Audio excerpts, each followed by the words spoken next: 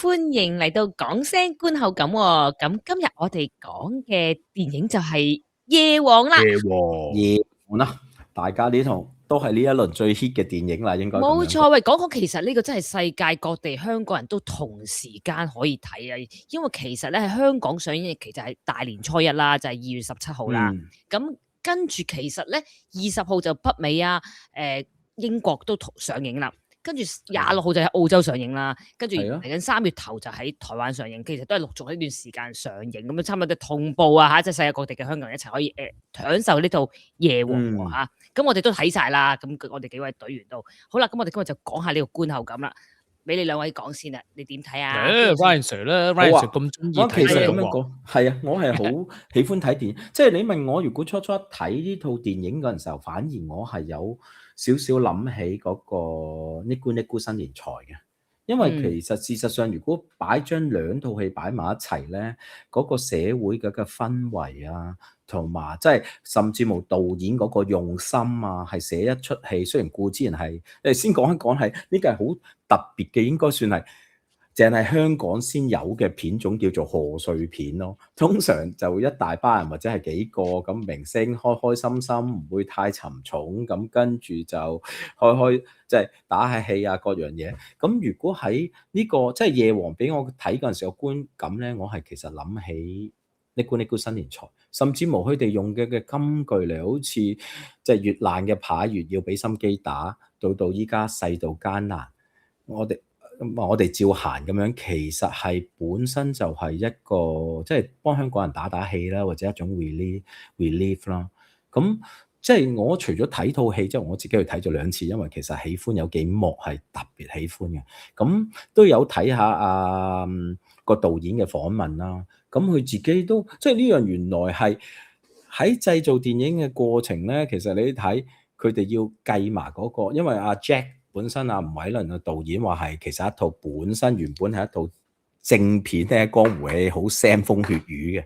咁跟住後尾遇到即係同阿陳慶嘉啦，咁一個我非常喜歡嘅作家或者係導演咁樣咧，就再重新傾過，喂，唔係好掂喎，喺票房方面過咗1-2年之後，其實觀眾係咪想睇啲咁嘅嘢咧？先至將一套咁嘅正劇變咗做喜劇啦。咁另外亦都揾咗何妙琪過嚟做編劇，幫手改一改啦。咁喺呢方面我係覺得好好嘅，同埋我好喜歡嗰2幕咧，我相信係何妙琪嘅手筆咯。如果唔係，即係唔知係男人寫㗎啦。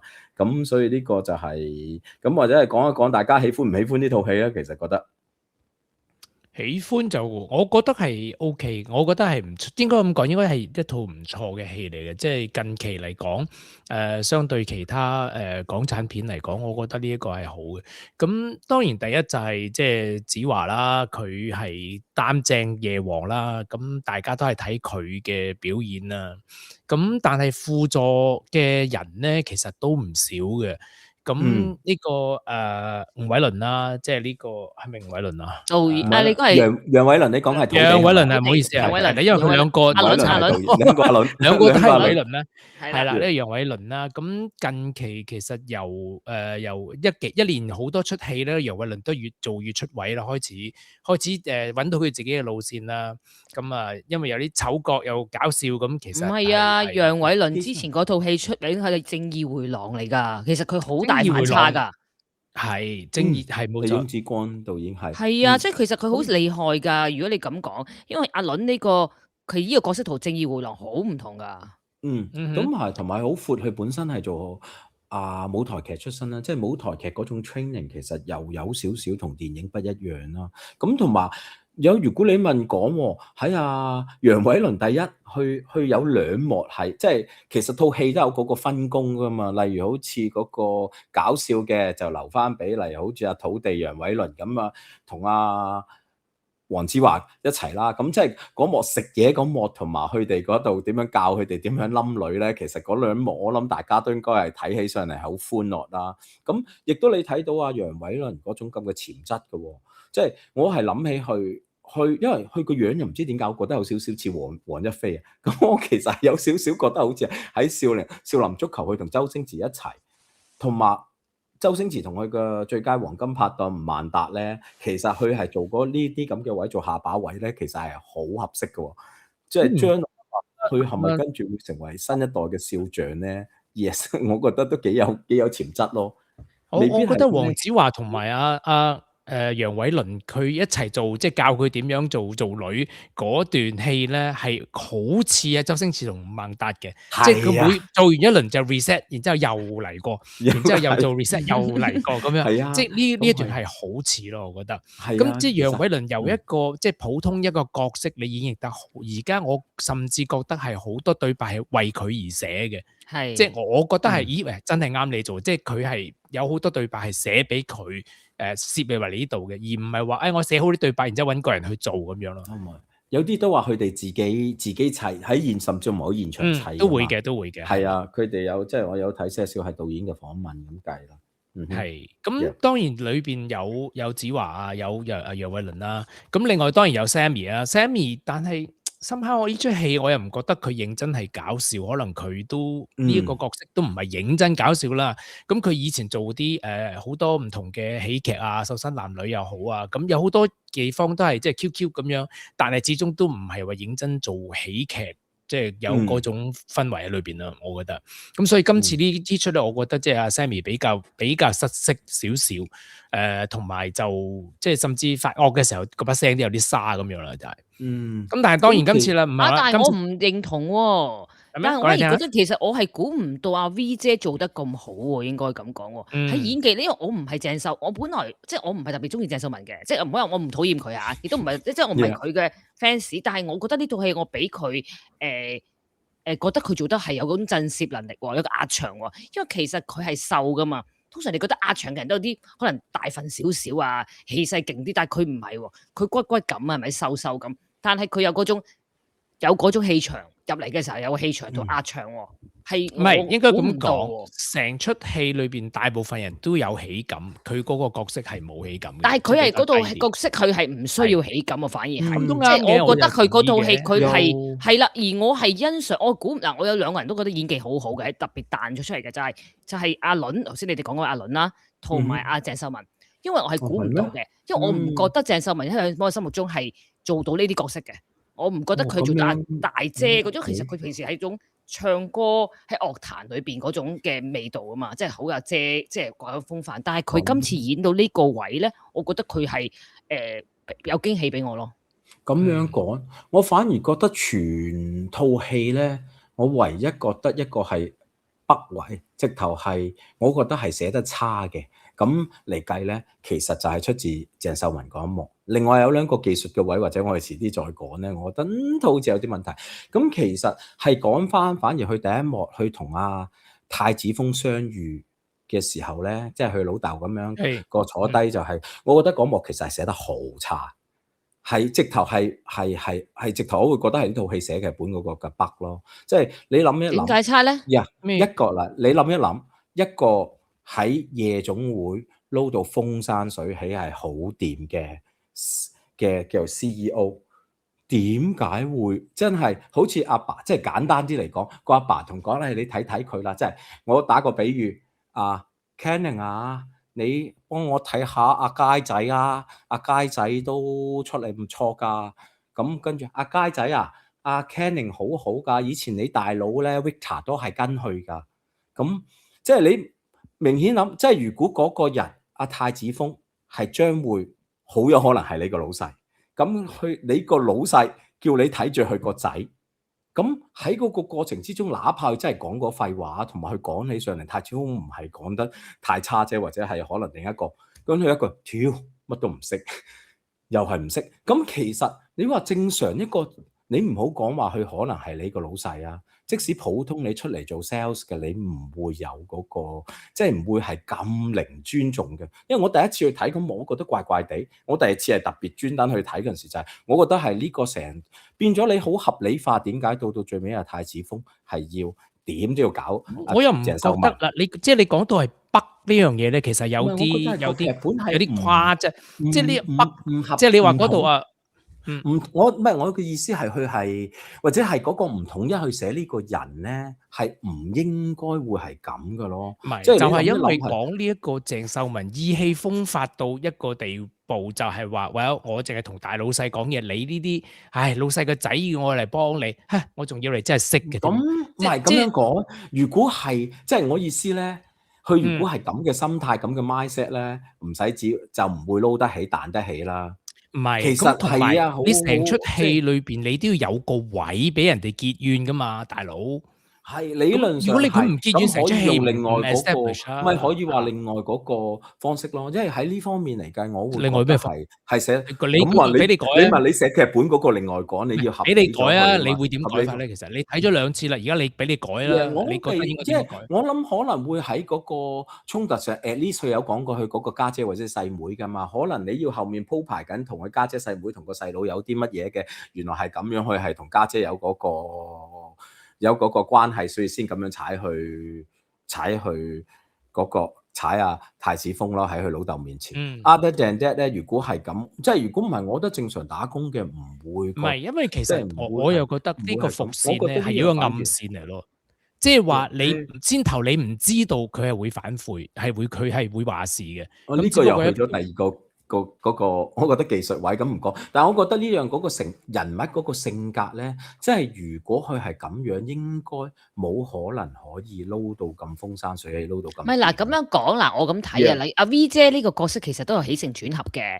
你睇佢由頭到尾咧，我覺得開頭講佢都係好意氣風發嘅。你望下佢帶班女，即係喺嗰啲叫做唔係香港人啦，即係嗰陣係咪叫做即係黑色衫？北方佳麗係啦，北方佳麗啦，係啦，入嚟嗰下或者做嗰啲嘅早知邊個賺錢就係留低，唔賺錢就要走人嗰啲咁嘅意氣風發嗰啲個衰嗰啲，佢都係完全全場唔尊重任何全場人咁滯㗎嘛，佢都係。咁嗰啲係佢同叫做你個嘅下屬講嘢。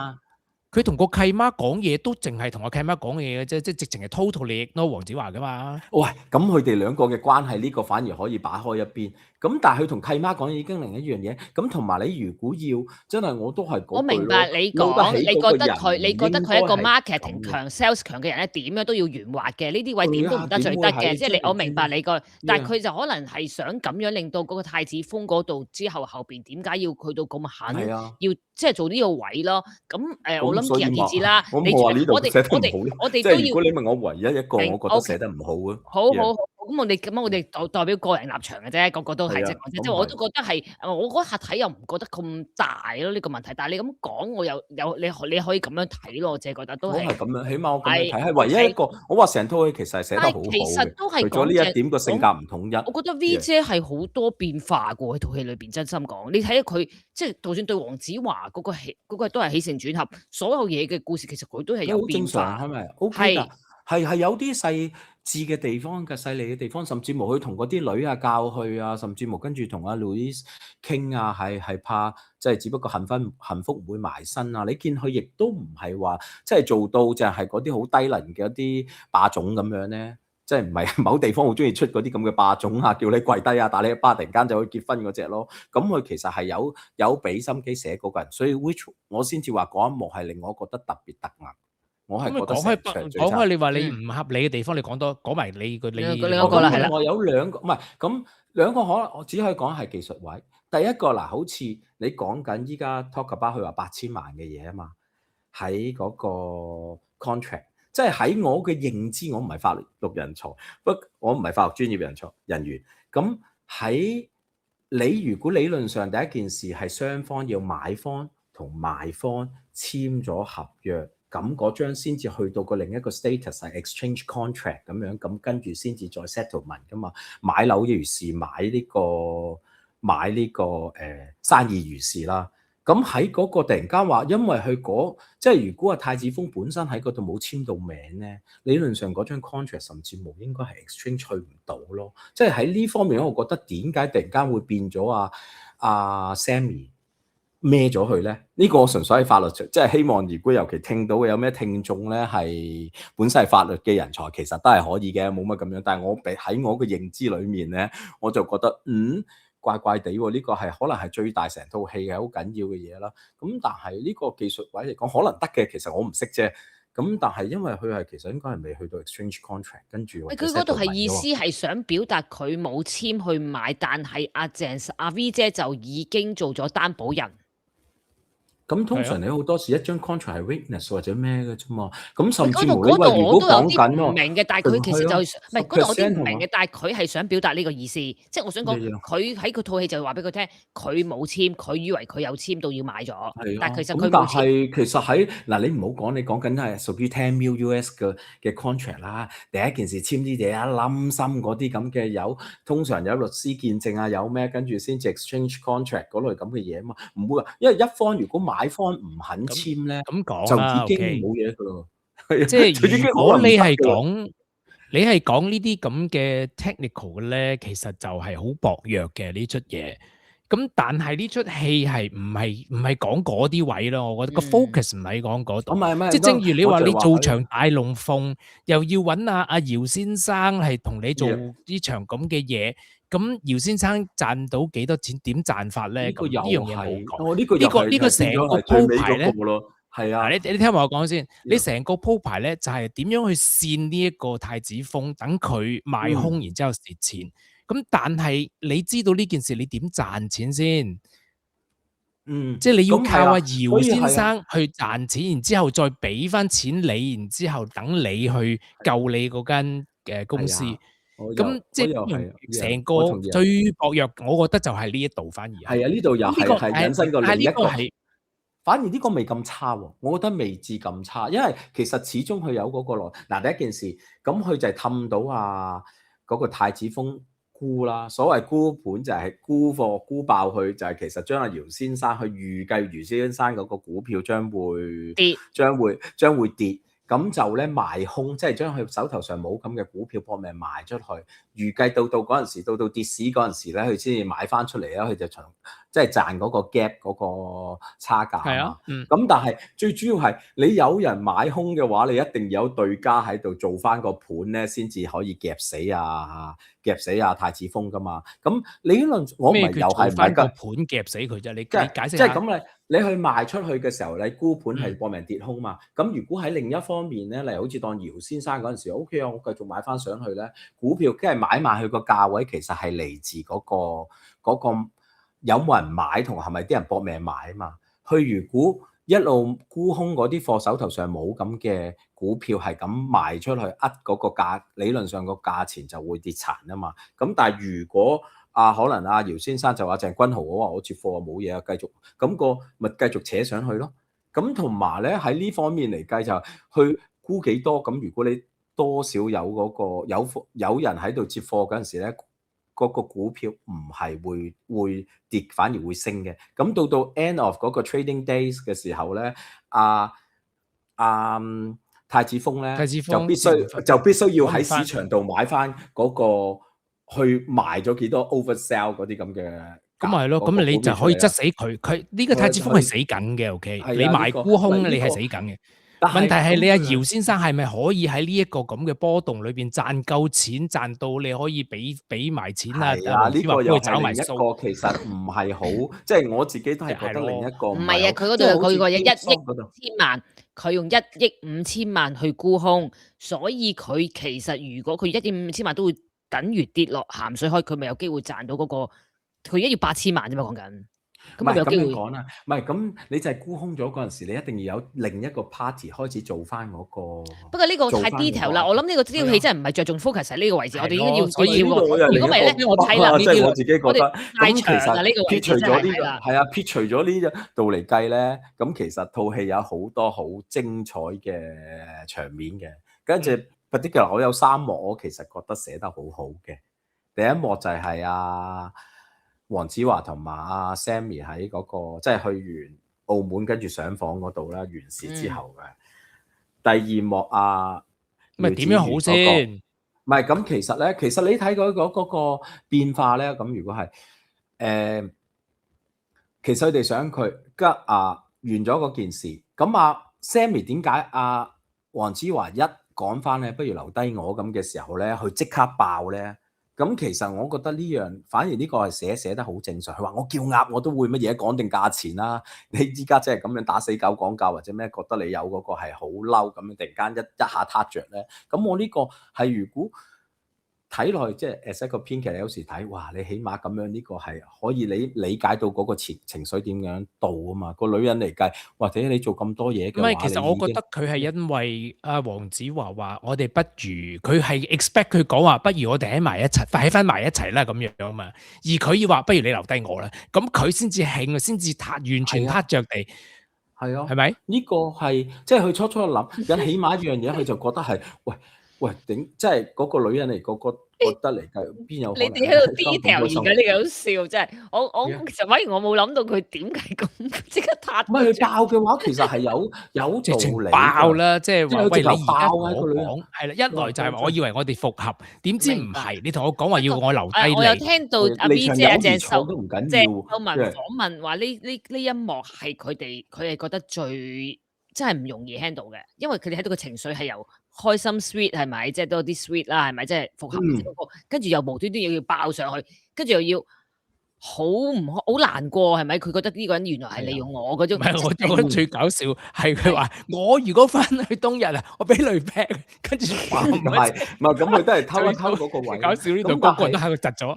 係啊，呢度係好睇嘅，同埋啲玻璃爆咗，跟住佢踩咗，即係或者係踩到之後攞翻啲錢，跟住又要掃翻啲玻璃，需要掃翻啲玻璃。所以其實呢個嗰個係男女雙方嗰個心態，即係喺男人嘅角度就係可能我只係想即係第一冇諗過復合，可能就係即使係離咗婚夫婦離翻盡友誼賽咁，但係我嗰陣時其實佢係因為已經係冇工，佢係需要攞錢啦，故之即係佢需要個錢啦。咁跟住即係整選咗之後，佢又刮翻開嗰個咧，即係喺呢一幕，我覺得男同女之間嗰個即係心態嘅描寫寫出嚟咧，就係用嗰個對白唔係好長，但係我自己係覺得入，但係演繹亦都好，係入戲，我自己係我係覺得好嘅，呢一幕係精彩嘅。咁仲有咧？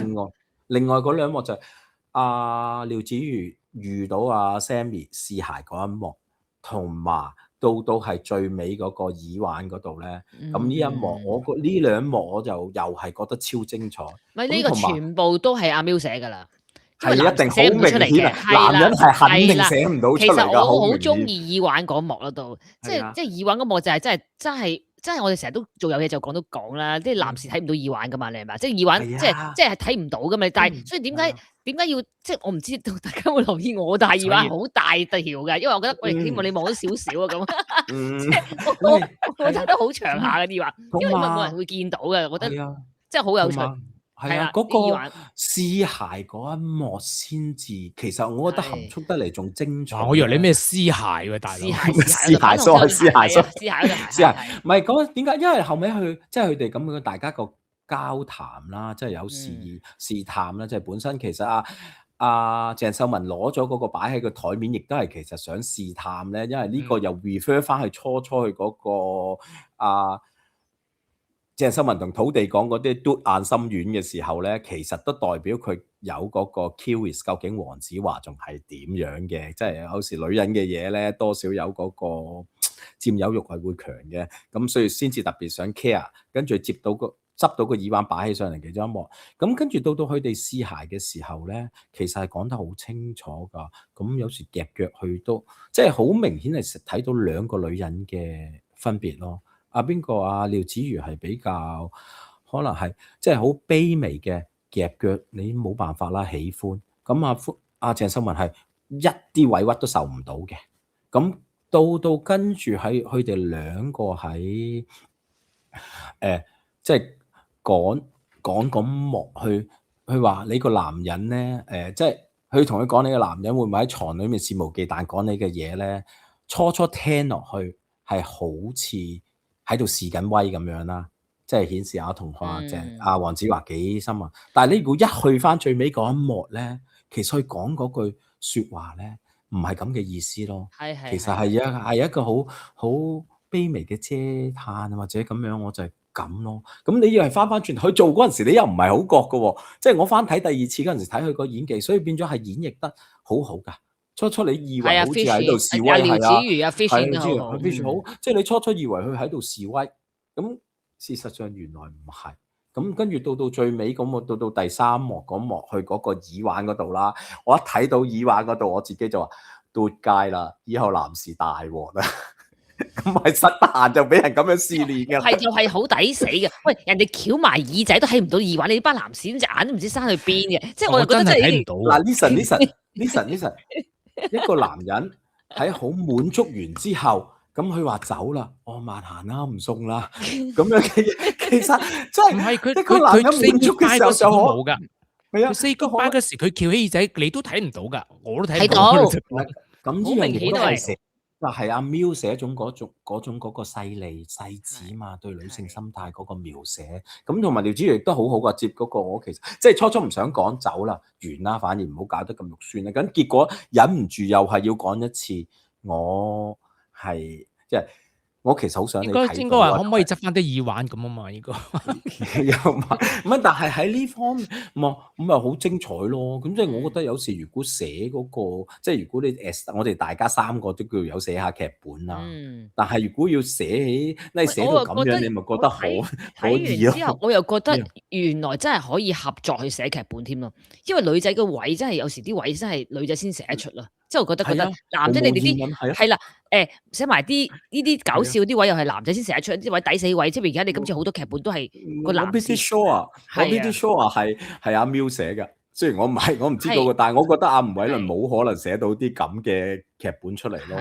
咁所以因為陳慶嘉寫嘅，同埋阿 Miu 寫嘅，好似阿 Miu 陳慶嘉啦。咁係陳慶嘉本身就係我自己係追即係。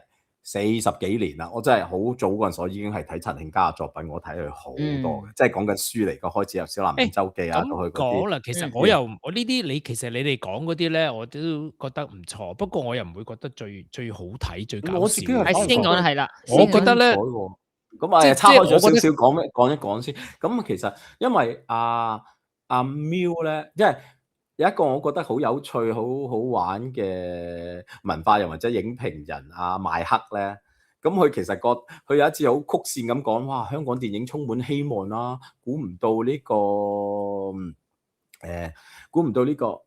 我談的那場戀愛咧，多人讚好喎。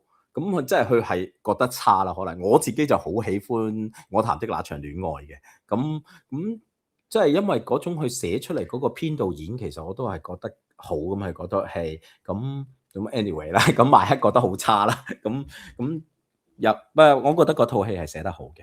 咁所以係即係都開始留意阿 Miu 寫嘅嘢咧，就係因為我中意去寫嗰種好細膩、好描寫人可以描寫到好到啊，尤其女性啊嗰啲咁樣。所以打斷咗下，師兄你繼續啊。唔係我覺得咧，我就比較膚淺嘅，我係中意啲搞笑嘅場面嘅。咁我覺得最搞笑同埋印象深咧，就當然就係嗰個見工 interview 嗰段啦，一言難盡大段啦。OK， 咁一言難盡同埋無話可説，無話可説咧，係啦。咁呢段我成段覺得最搞笑係嗰度啦。咁當然有你話 May 同阿 May 啊，兩個係孖生啊，即嗰啲咁嘅戲啊。當然葵芳就直情出咗位添啦，係啦，佢直情出嚟啦，係啊，係咪先？咁就始終都係好搞笑。葵芳係彈出嚟嘅，其實呢套戲都講咗話，葵芳同阿倫兩個係直情喺套戲度彈出嚟咯。比較甚至新，佢叫蔡慧琪啊，其實佢都係演藝學院出身㗎，即係所以其實佢係幾幕，其實佢加咗俾佢嘅。原本根本上你睇佢仲有套戲可以同阿黃子華對，俾佢有感情嗰個位發揮。其實真係因為佢覺得，即係因為吳偉倫佩服佢喺嗰個位做出嚟咁搶鏡。你知唔知道佢其實模仿緊邊個講呢個對白㗎？佢話林明晶係嘛？係啊，真係好搞笑。即係佢話佢諗下點樣可以突圍而出，佢就用林明晶嚟上身。即係你呢個係一個好反差，即係林明晶即係聽到應該彈起咁樣變出嚟咁嘅樣啫。跟住佢嘅妝係用鄺美雲個妝㗎喎。即係好搞笑。又係喎。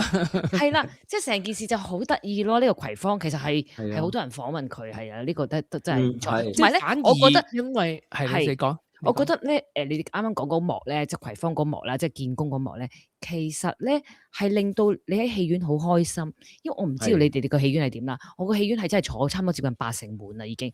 咁係同時間笑嗰啲人，你明白？即係你又攞翻戲院嗰種，點解啲人入戲院就係同時間一齊望到啲一齊會笑，呢個位就一齊笑咯。開心嘅係啊，其實呢幕咁樣，跟住同埋佢寫到後尾嗰幕咧。因為葵芳咧出咗位咧，反而楊思穎嘅戲俾人剪咗啊！係冇都錯，唔止嘅，其實因為套戲好長啫，其實好多個咧，係你要取捨邊度留邊度剪啊嘛。係啊，咁問題就係話你葵芳出咗位嗰段好笑，之後又有葵芳嘅戲，咁楊思穎嗰啲反而啲嘴啊或者其他嗰啲咁嘅戲咧就剪咗去啦。套戲其實唔止啊，我想講其實係楊思穎啦，即係阿 D 嗰度啦，係咪阿 D 哥嗰度係咪？跟住仲有就係一個阿鄧麗英啦，佢哋都剪咗好多。但我收尾諗過點解，我思考過點解會剪咧？其實我覺得點剪嘅原因導演有原因嘅，因為你諗下楊思穎佢哋嗰啲嘅位咧都係比較色情少少。露骨少少，可能其實而家因為套戲包含太多嘅嘢啦，已經佢唔想再將露骨嘅嘢喺個放 focus 咗咯，所以你其實睇翻成套戲唔係好露骨，冇乜露骨位㗎。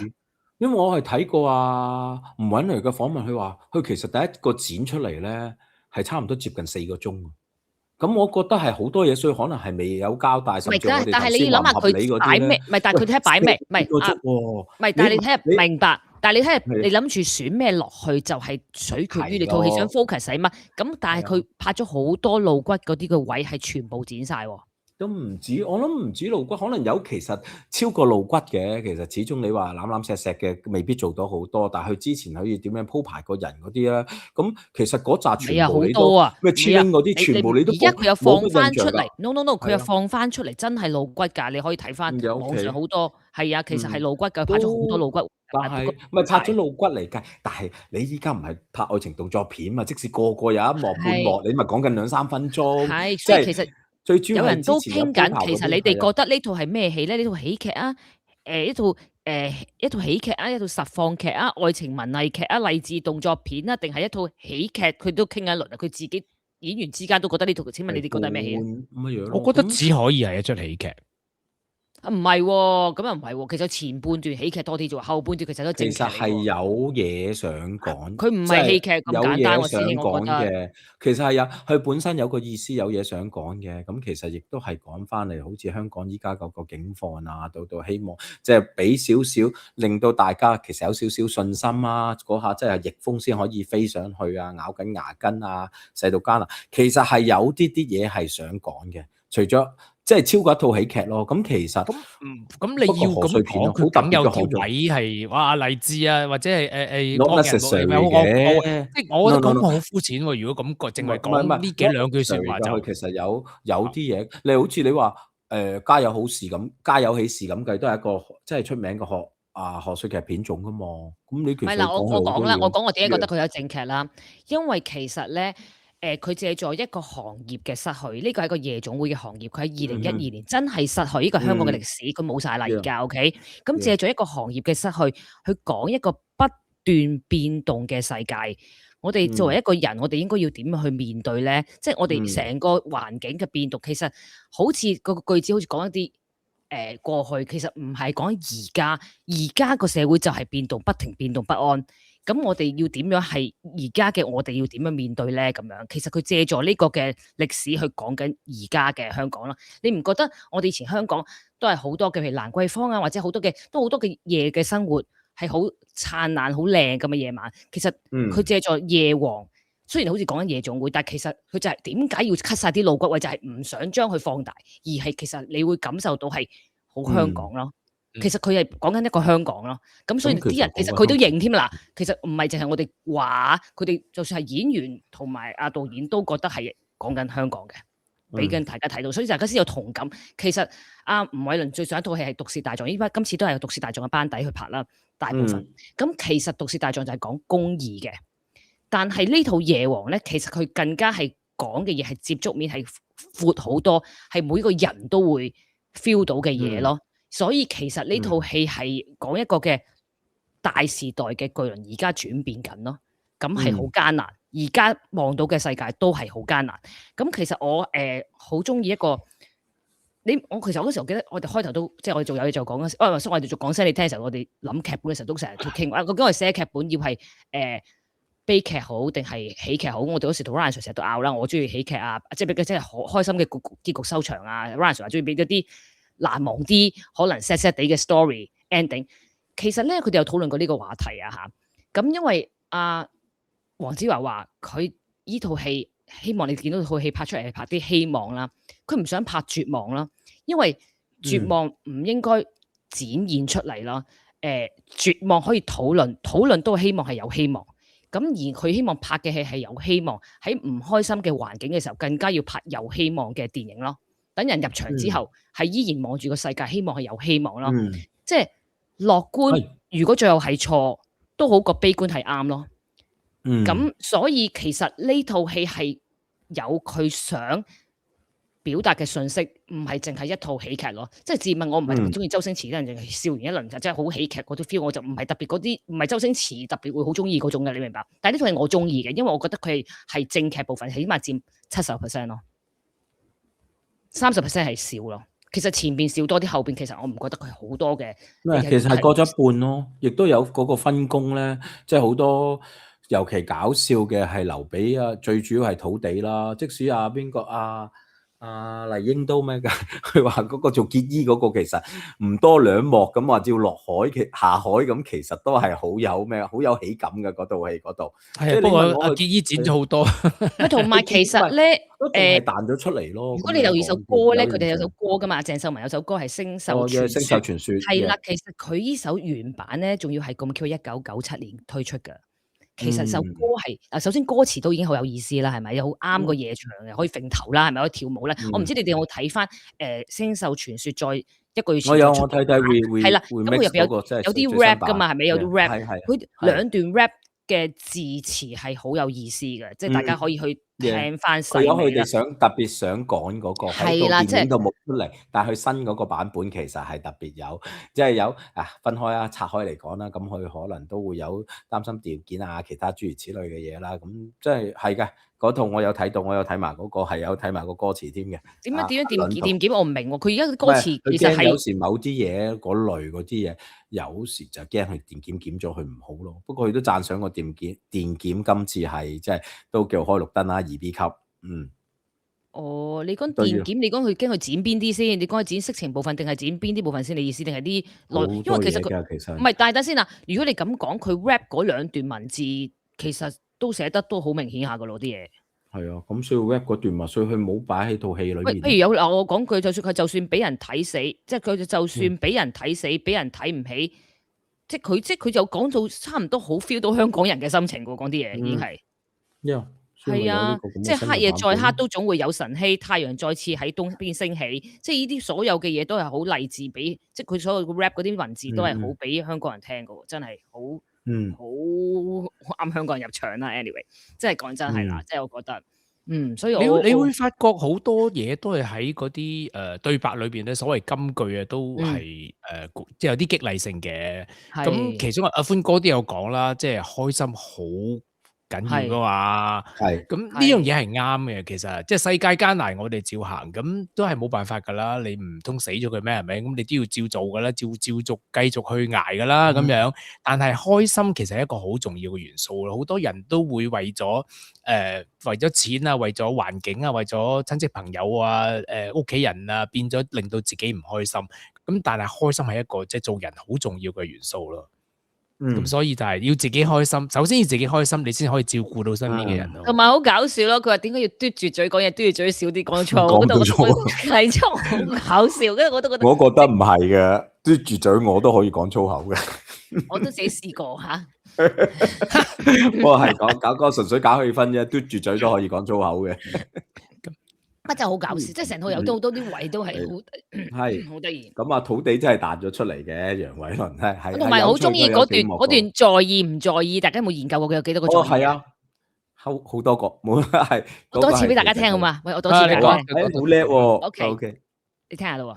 你咁在意我在唔在意佢，就唔應該話俾我知佢在意我。因為我而家知道佢咁在意我咧，我可能都會因為咁而開始在意佢。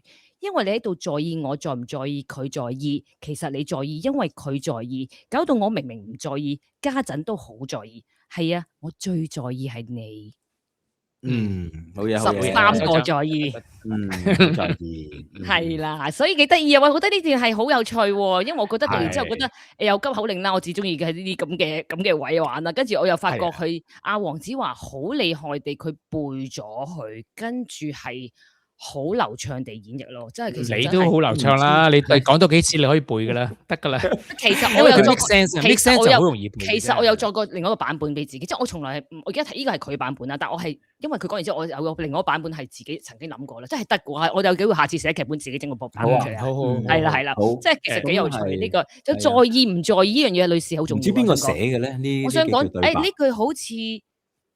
咁真係唔知啊，唔敢肯定，因為大家都可，即係呢個反而導演有可能梅偉倫有可能寫到出嚟，可能係黃子華嘅修改，亦都可以係阿 Miu 出嚟。呢啲點估啊，大佬？估唔到啊！呢啲真係要佢哋開估都 verify 唔到啦。唔係黃子華寫嘅，黃子華真係唔係佢寫嘅，佢係真係佢話你哋唔好改啊！我背咗啦，你千祈唔好改啊！OK，我冇睇到呢節啦。咁有時有啲我哋 verify 唔到，但係佢哋有時訪問都可能會講啲嘢啦。不過真係都係。不過咧，其實好多人咧中意睇黃子華、子華神咧。其實好多人點解中意睇佢咧？即係我聽翻，其實因為人哋覺得子華係好了解香港人咯，好了解自己嘅感覺。因為你哋譬如你聽《棟篤笑》，覺得佢係咪啊？即係咁聰明嘅人，但係佢專出金句㗎嘛，自己都係啦。所以今次啲台詞，你覺唔覺得深刻？有時都覺得有佢嘅影子。跟住我就覺得，但係又唔係佢寫，原來佢有將佢原來佢有將佢優化，佢有將佢優化。即係其實我都話俾咗我唔中意優化呢個字眼。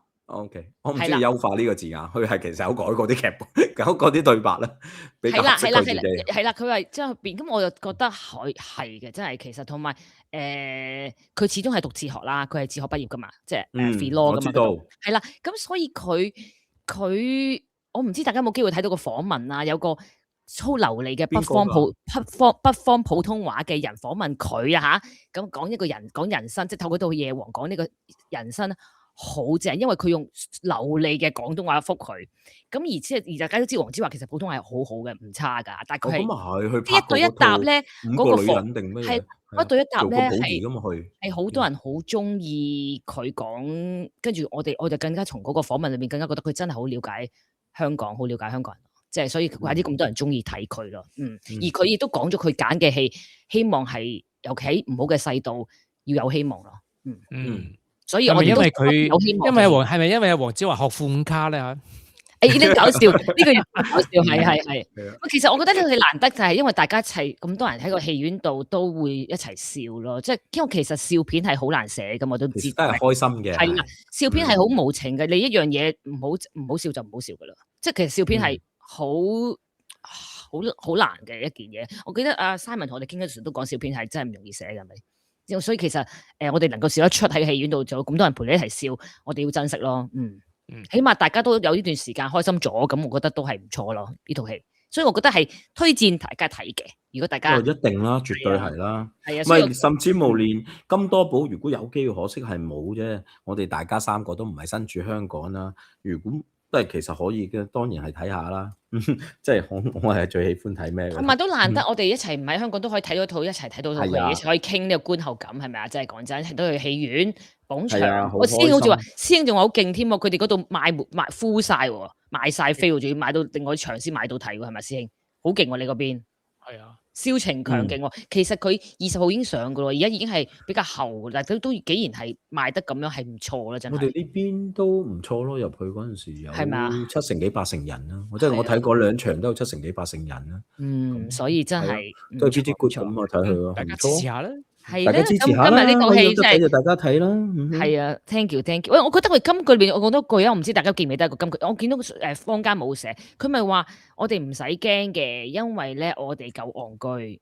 亦都有鬥心咯，我哋香港人，即係我覺得嗰種好，你明唔明個戇居嗰下其實係好 up 㗎，因為我哋香港人好多時過去其實幾廿年都好努力付出，做即係好多嘢，你明唔明啊？即係我哋係好真心地去付出一啲嘅嘢，但係就俾人哋反而去利用有啲嘢啊，你明唔明啊？即係利用咁，但係唔緊要嘅，我哋有鬥心，我嗯哋係會爬翻上嚟嘅。咁即個感覺咧，你就會覺得好有個反差感，亦都好有感覺咯。即係對於好多香港人聽嘅時候，逆風而行，嗯唔係順風而行，逆風先可以飛啊！我哋要即係放冇飛。錯嘅，真係，所以佢希望俾好多希望我哋啦。即係其實黃子華都強調咗一次，而家係好艱難咯。即係佢話係啦，以前嘅佢有套咁好嘅戲收完，應該好多戲拍啦。但係佢話其實我而家都冇戲拍㗎，等下一套嘅真係，你明白？即係就算係佢都會咁樣覺得。以前嚟講，可能就井九組啦。佢話係啊，咁啊邊個係我都睇過啊，係啊。嗰個導演都話，即係話佢啲人話佢啲前輩話生不逢時嘛。你以前如果拍到套咁嘅戲，你3等樓喺手啦。係啊係，真係係冇錯冇錯。好唔緊要，我哋香港人就一定係嗰8個字係咪？嗰句有咩艱難話？頭先你哋話逆風而世界艱難，我哋照行。係啦。多謝大家聽我哋嘅嘢。咁如果係啦，咁如果大家又咁啱，又唔知點解會聽到呢個節目，又第一次接觸我哋，咁其實講聲你聽咧，我哋係一班由在地嘅香港人，同埋喺世界各地嘅香港人form 嘅一個平台啦。咁主要係希望可以聯繫全世界嘅香港人，同埋保育廣東話啦，呢個係我哋嗰個台嘅宗旨啦。咁我哋個台亦都有好多唔同類型嘅節目，好似每個星期六晚香港時間10點鐘嘅有嘢就講啦，主要係傾下啲唔同嘅話題啦，又好似今次呢個咁嘅觀後感啦。咁另外亦都有時我哋因為喺組員咧係好中意睇波嘅，亦都有一個講聲吹波嘅節目啦。咁當然最主要我哋其實係一個最開始嘅時候，我哋係做廣播劇嘅平台咯。咁到依家真係不定期都依然有啲廣播劇出嚟嘅，大家支持下。thank you 大家。咁我哋下次聽咩好戲就一齊廣告啦，好唔好啊？各位好啊 ，thank you，拜拜。好 ，thank you，多謝，拜拜。